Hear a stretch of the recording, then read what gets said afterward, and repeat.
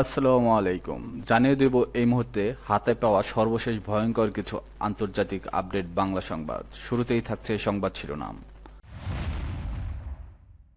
শুরুতেই জানিয়ে দেব ভারতীয় প্রতিরক্ষা মন্ত্রীর বক্তব্যের তীব্র নিন্দা পাকিস্তানের। কাশ্মীরের সীমান্তবর্তী গ্রামগুলোর বাংকার নির্মাণের নজর। এরপর রয়েছে গাজায় এবার মানবিক সহায়তার কেন্দ্র বানাচ্ছে ইসরায়েল। নেপথ্যে কি যা দেখা গেল ছবিতে।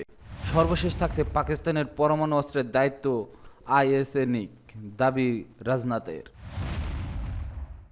এখন শুনছিলেন সংবাদ শিরোনাম, এবার বিস্তারিত।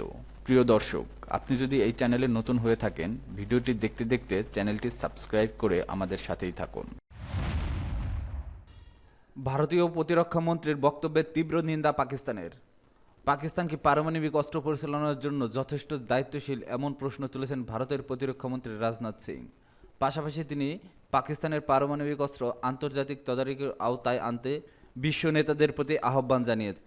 ভারতের প্রতিরক্ষা মন্ত্রী দেওয়া এহেন মন্তব্যের তীব্র নিন্দা জানিয়েছে পাকিস্তান। দেশটির পররাষ্ট্র মন্ত্রণালয় বৃহস্পতিবার এক প্রেস ব্রিফিংয়ে বলেছে, রাজনাথ সিংয়ের এমন দায়িত্বজ্ঞানহীন বক্তব্যে ভারতের গভীর অনিরাপত্তাবোধ এবং পাকিস্তানের কার্যকর প্রতিরক্ষা ভারতীয় আগ্রাসনের বিরুদ্ধে প্রচলিত সামরিক ক্ষমতার মাধ্যমে প্রতিরোধ গঠনের সক্ষমতা নিয়ে হতাশার বহিঃপ্রকাশ।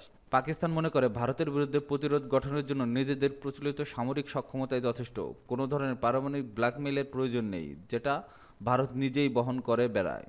ব্রিফিংয়ে আরও বলা হয়েছে, ভারতের প্রতিরক্ষামন্ত্রীর বক্তব্যে আন্তর্জাতিক পরমাণু শক্তি সংস্থা ম্যান্ডেট ও দায়িত্ব সম্পর্কে তার চরম অজ্ঞতার প্রকাশ করে, বরং ভারতের পরমাণু ও তেজস্ক্রিয় পদার্থের চুরি এবং অবৈধ পাচারের পুনঃপুন ঘটনার কারণে আইএইএ ও আন্তর্জাতিক সম্প্রদায়কে উদ্বিগ্ন হওয়া উচিত।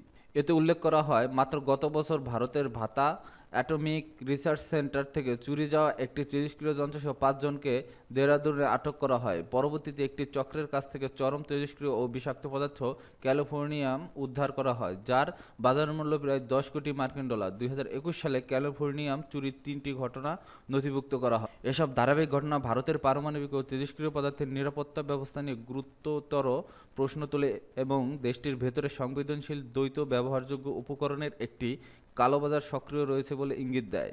পাকিস্তান এসব ঘটনার স্বচ্ছ ও পূর্ণাঙ্গ তদন্ত দাবি করেছে।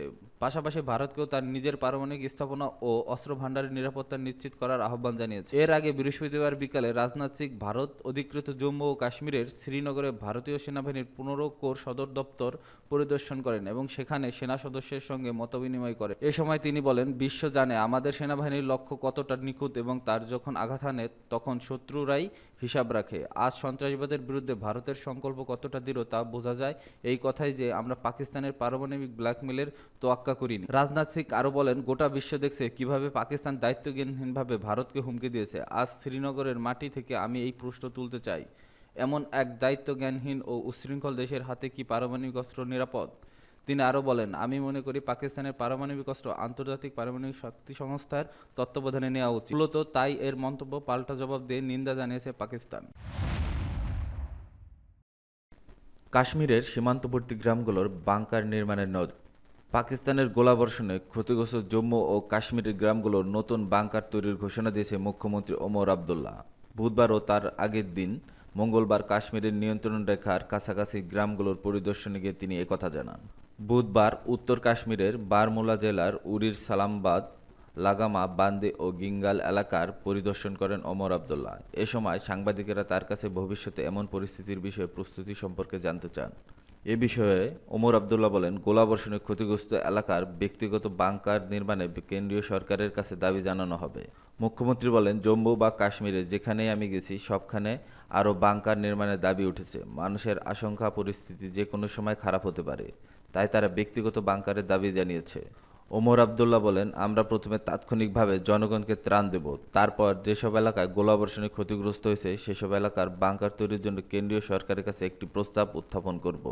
ব্যক্তিগত বাংকার বলতে এমন আশ্রয়স্থল বোঝায় যেখানে একজন বা একটি ছোট পরিবার আশ্রয় নিতে পারে।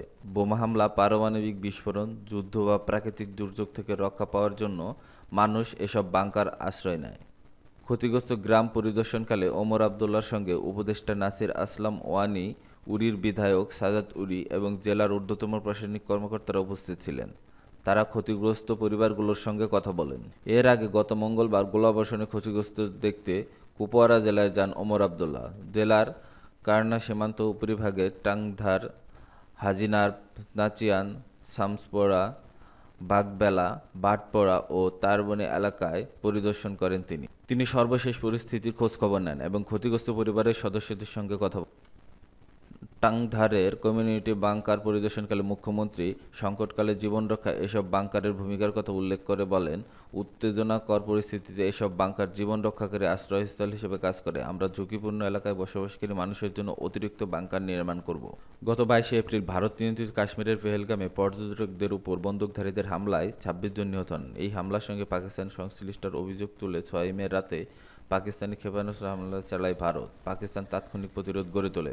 হামলার সঙ্গে এলওসি সংলগ্ন এলাকায় ভারত পাকিস্তানি সেনাদের মধ্যে পাল্টাপাল্টি গোলাবর্ষণের ঘটনা ঘটে। এতে উভয় পক্ষে হতাহতের ঘটনা ঘটে। পরে ভারতের সামরিক স্থাপনাসহ বিভিন্ন স্থানে হামলা চালায় পাকিস্তান। এই পরিস্থিতিতে গত শনিবার ভারত পাকিস্তানের মধ্যে যুদ্ধবিরতির ঘোষণা দেন যুক্তরাষ্ট্রের প্রেসিডেন্ট ডোনাল্ড ট্রাম্প।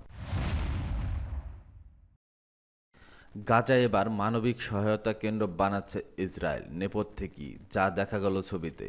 বিতর্কিত এক পরিকল্পনার অংশ হিসেবে মানবিক সহায়তা কেন্দ্র নির্মাণে গাজার বিভিন্ন স্থানে প্রস্তুত করছে ইসরায়েল। কৃত্রিম উপগ্রহ থেকে তোলা ছবিতে এমনটি দেখা যায়। ইসরায়েল সরকার গত মার্চে গাজায় খাদ্য ও ঔষধ সরবরাহ স্থগিত করে দিয়েছিল। ইসরায়েলি মন্ত্রীদের দাবি, অবশিষ্ট জিম্মিদের মুক্তি দিতে হামাসের উপর চাপ সৃষ্টির লক্ষ্যে এ পদক্ষেপ নেওয়া হয়েছিল। জাতিসংঘ, ইউরোপ ও মধ্যপ্রাচ্যের নেতারা এই পদক্ষেপের নিন্দা জানিয়েছেন। জাতিসংঘ বলেছে, গাজায় ইসরায়েলি অবরোধের কারণে খাদ্য, ঔষধ ও জ্বালানির চরম সংকট দেখা দিয়েছে।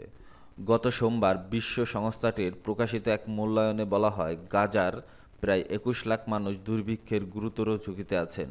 যুক্তরাষ্ট্র গত সপ্তাহে নিশ্চিত করেছে, গাজার বিভিন্ন স্থান থেকে যাতে ত্রাণ বিতরণ করা যায় সেই লক্ষ্যে তারা এক নতুন ব্যবস্থা গড়ে তুলেছে।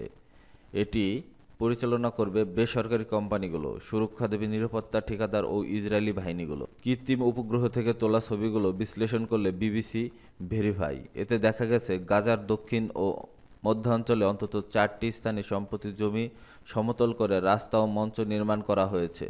সহায়তা বিতরণ কেন্দ্রগুলো কোথায় নির্মাণ করা হবে তা প্রকাশ্যে জানায়নি ইসরায়েল। তবে ইসরায়েলি কর্মকর্তাদের কাছ থেকে আগেই ব্রিফিং পাওয়া মানবিক সহায়তা সংক্রান্ত সূত্রগুলো বিবিসি ভেরিফাইকে জানিয়েছে, গাজার দক্ষিণাঞ্চলে অন্তত 4টি কেন্দ্র ও উত্তরে নেতজারিম করিডরের কাছে আরেকটি কেন্দ্র স্থাপন করা হবে। নেতজারিম করিডর ইসরায়েলি সেনাবাহিনী নিয়ন্ত্রিত ভূখণ্ড, যা গাজাকে কার্যত দুভাগে ভাগ করেছে। গাজা হিউম্যানিটেরিয়ান ফাউন্ডেশন নামের একটি সংগঠন এই পরিকল্পনার সহায়তায় গঠিত হয়েছে। তারা বলেছে, প্রথম ধাপে 12 লাখ মানুষকে খাদ্য, পানি ও পরিচ্ছন্নতা সামগ্রী সরবরাহ করা হবে, যা গাজার মোট জনসংখ্যার 60% কম। গতকাল বুধবার সংস্থাটি জানায়, তারা মে মাস শেষ হওয়ার আগেই কার্যক্রম শুরু করবে। আর পূর্ণাঙ্গ বিতরণ কেন্দ্র চালু না হওয়া পর্যন্ত স্বাভাবিক পথে ত্রাণ সরবরাহ চালু রাখার জন্য তারা ইসরায়েলের প্রতি আহ্বান জানিয়েছে। সংস্থাটি গাজার উত্তরাঞ্চলে সহায়তা কেন্দ্র গঠনের দাবি জানিয়েছে, যা মূল পরিকল্পনা ছিল না। পাকিস্তানের পরমাণু অস্ত্রের দায়িত্ব আইএ নিক, দাবি রাজনাথের। পাকিস্তানের পরমাণু অস্ত্র সম্ভার তদারকির দায়িত্ব আন্তর্জাতিক আণবিক শক্তি সংস্থার নেওয়া উচিত বলে মন্তব্য করেছেন ভারতের প্রতিরক্ষা মন্ত্রী রাজনাথ সিং। জম্মু ও কাশ্মীরের রাজধানী শ্রীনগরে গিয়ে আজ বৃহস্পতিবার তিনি এই মন্তব্য করেন। পাকিস্তানের সঙ্গে সংঘাতে অপারেশন সিঁদুর নামে দিয়ে হামলা চালানোর পর রাজনাথ এই প্রথম শ্রীনগরে গেলেন। সেখানে বাদামিবাগ ক্যান্টনমেন্টে সেনাবাহিনীর উপস্থিতি তিনি অভিযোগ তুলে বলেন, পাকিস্তান কতটা দায়িত্বজ্ঞানহীন তার প্রমাণ গোটা বিশ্ব পেয়েছে। তাদের মতো এমন দায়িত্বজ্ঞানহীন ও শর্ট দেশের হাতে পরমাণু অস্ত্র সম্ভার আদৌ নিরাপদ কিনা সেই প্রশ্নে আমি খোলাখুলি করতে চাই। আইএইএ পৃথিবীর বিভিন্ন দেশের পারমাণবিক কার্যক্রমের উপর নজর রাখে। সংঘাতের সময় ভারতীয় বাহিনী পাকিস্তানের বিভিন্ন ঘাঁটিতে আক্রমণ চালায়। সেই আক্রমণে পাকিস্তানের পরমাণু ভাণ্ডার কিছুটা ক্ষতিগ্রস্ত হয়েছে বলে গুজব ছড়িয়েছিল। পারমাণবিক বিকিরণের শঙ্কাও কোনো কোনো মহল থেকে করা হচ্ছিল, যদিও আইএইএ তা অসত্য বলে জানিয়েছে। শ্রীনগরে ভারতীয় বাহিনীর সাহসের প্রশংসা করছেন রাজনাথ। তিনি বলেন, আপনারা যে বীরত্ব দেখেছেন তাতে সারা দেশ গর্বিত। সন্ত্রাসবাদের বিরুদ্ধে ভারতের মনোভাব কতটা কঠোর পাকিস্তান তা বুঝতে পেরেছে।